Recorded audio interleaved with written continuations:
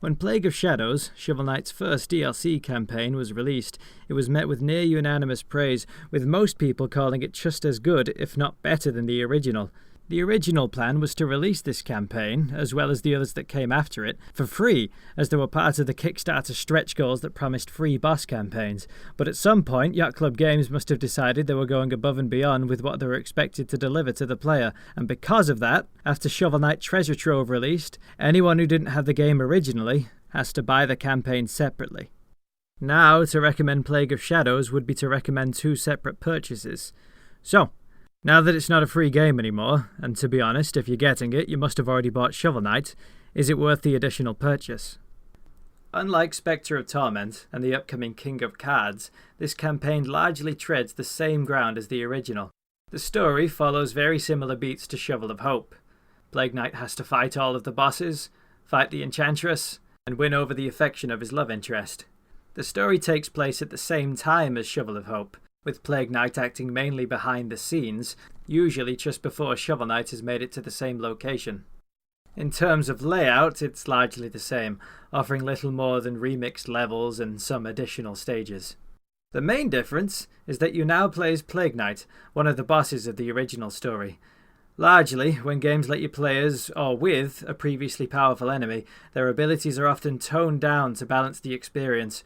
One of the best things about Plague Knight is, while his moveset isn't exactly the same as the boss you fought in Shovel of Hope, it's hard not to get the impression that you're playing as that same boss.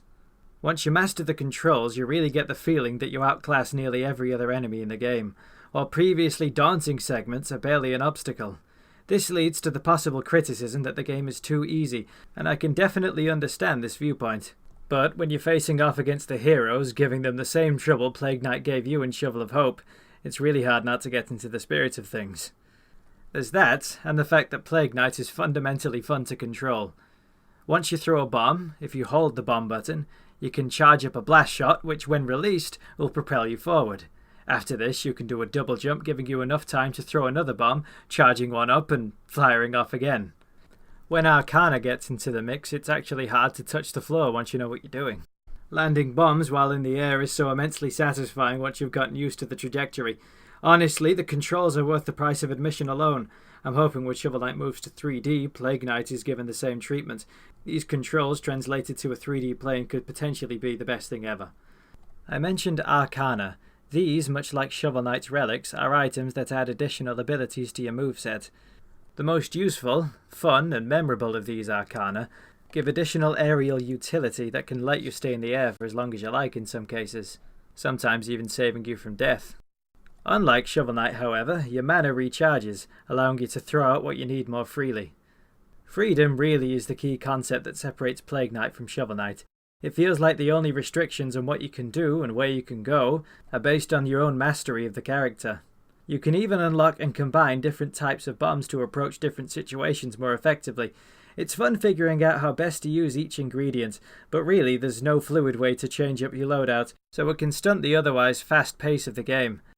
On subsequent playthroughs, I found myself opting to use the basic loadout. In fact, I rarely even play as Shovel Knight anymore. For me, Plague Knight is always what I keep going back to. It's not just because of the gameplay either. The multiple remix of Plague Knight's boss theme make up most of the new soundtrack. That might sound a bit repetitive in theory, but each track somehow stands out, establishing a different tone and mood. The reuse of this motif really sells the idea that you're playing as a boss, the same boss you fought against in the original story.